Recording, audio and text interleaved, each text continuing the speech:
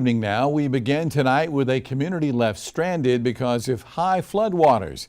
It happened in Orangeburg County overnight, and residents say it's an ongoing issue that has lasted almost 10 years.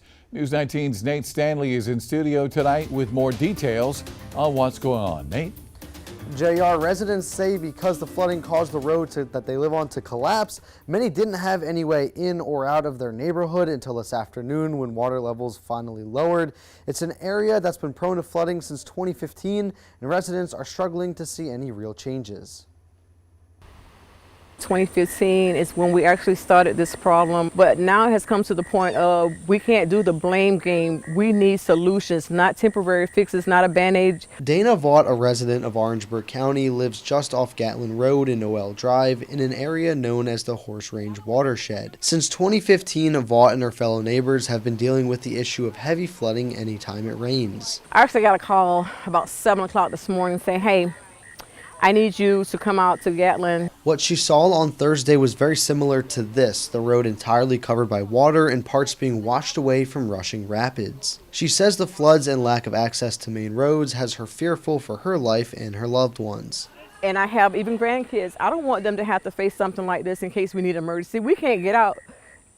If there was an emergency last night, we couldn't get help. What were we going to do? We're going to wait till somebody lose a life. She says neighbors have been teaming up to get attention from local lawmakers and representatives.